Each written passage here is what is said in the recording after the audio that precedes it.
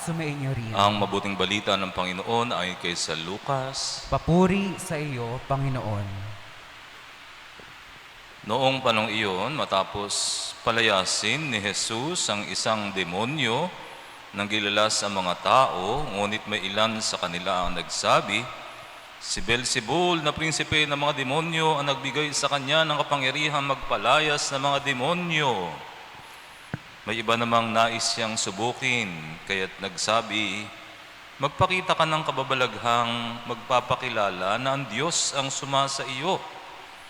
Ngunit batid ni Jesus ang kanilang iniisip, kaya't sinabi sa kanila, babagsak ang bawat kahariang nahahati sa magkakalabang pangkat at mawawasak ang mga bahay roon. Kung naghimagsik si Satanas laban sa kanyang sarili, paano mananatili ang kanyang kaharian? Sinasabi niyang nagpapalayas ako ng mga demonyo sapagkat binigyan ako ni Beelzebul ng kapangyarihang ito. Kung ako'y nagpapalayas sa mga demonyo sa pamagitan ni Beelzebul, sino naman nagbigay ng kapangyarihan sa inyong mga tagasunod na makagawa ng gayon? Sila na rin nagpapatunay na maling-mali kayo. Ngayon, kung ako'y nagpapalayas ng mga demonyo sa pamagitan ng kapangyarihan ng Diyos, nangangahulugang dumating na sa inyo ang paghahari ng Diyos. Kapag ang isang taong malakas at nasasandatahan ay nagbabantay sa kanyang bahay, malayo sa panganib ang kanyang ari-arian.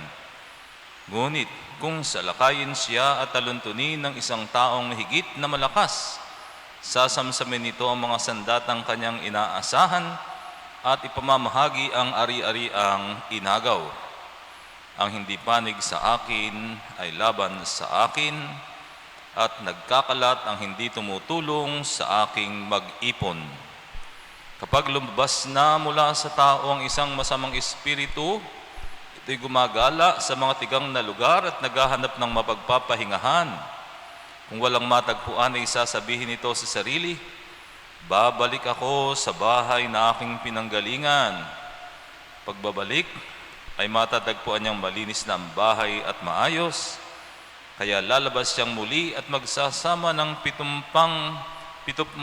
pitupang espiritong masama kaysa kanya, at papasok sila at maninirahan doon. Kaya sumasama kaysa dati ang kalagayan ng taong iyon.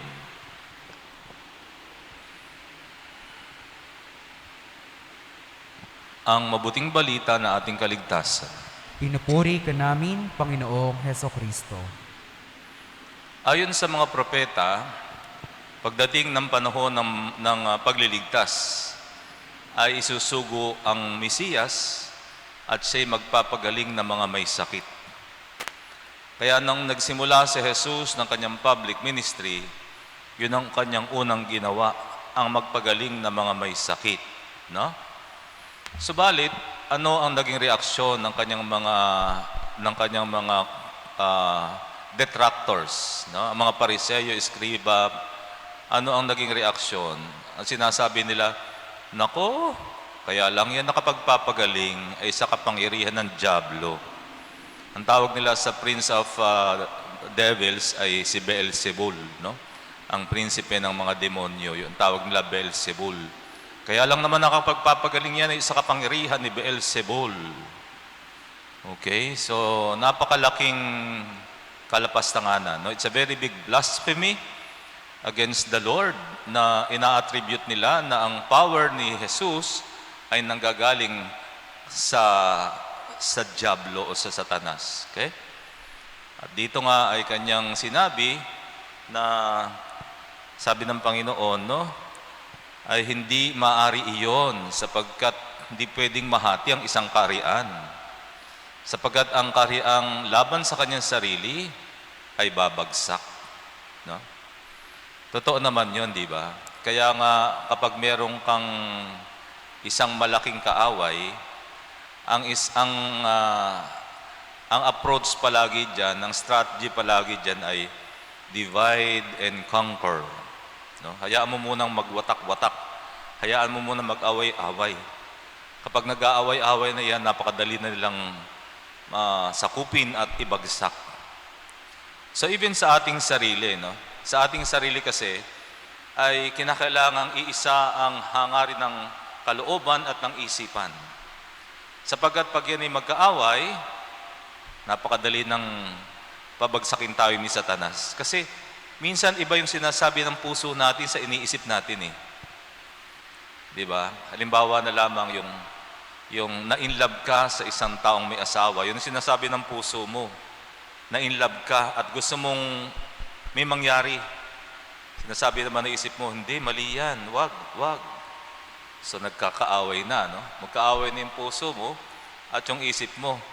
Pag ganyan, napakadali na tayong matukso. Napakadali nang pumasok ni Satanas sa atin.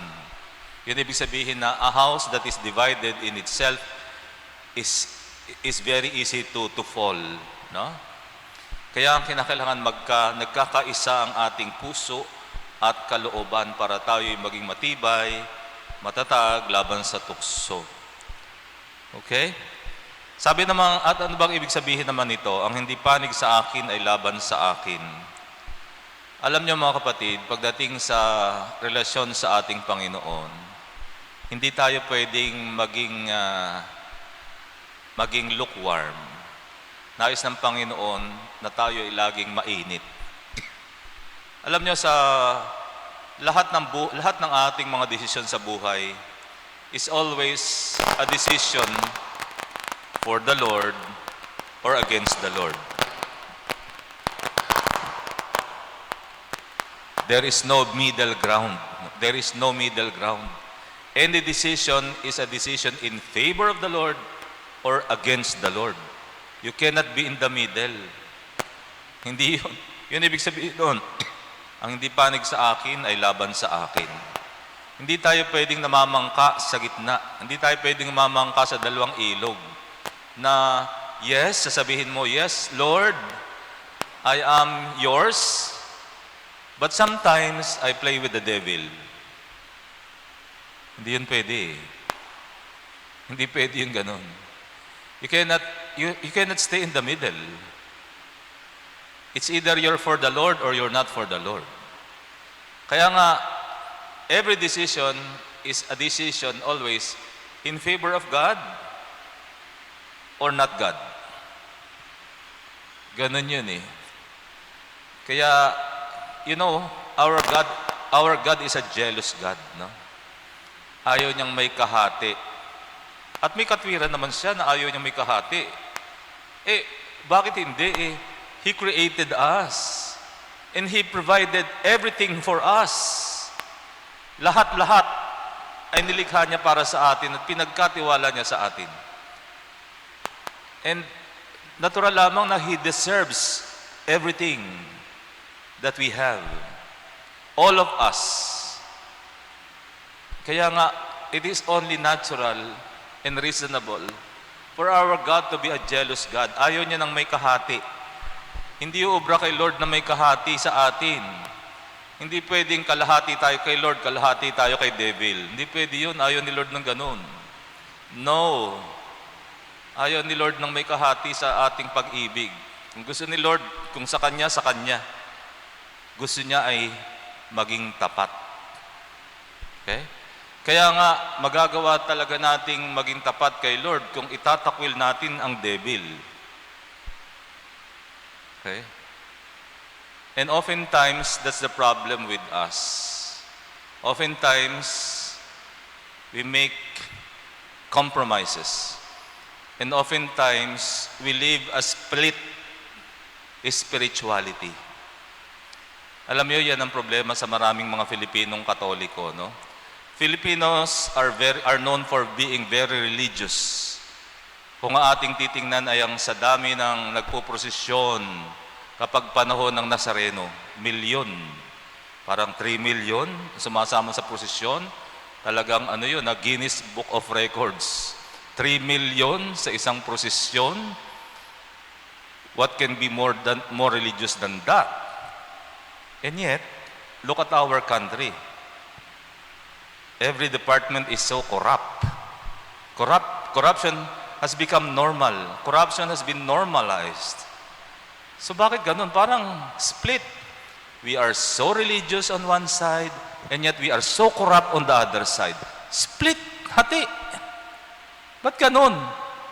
So ibig sabihin, yung pananampalataya natin is hindi natin ginagamit sa ating mga decision making. And that is wrong. That means our faith is superficial. Ang pananampalataya natin ay panglabas, superficial, hindi nagsisink in.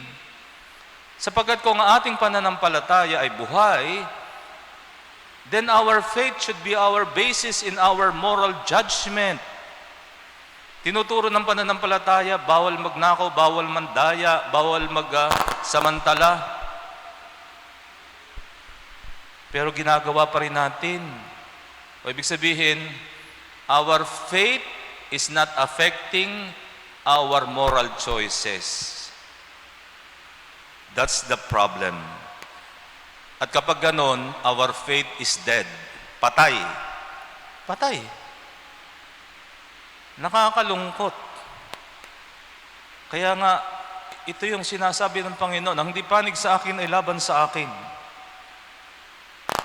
Hindi ito, ang pananampalataya ay hindi nakukuha sa padasal-dasal, pasimba-simba.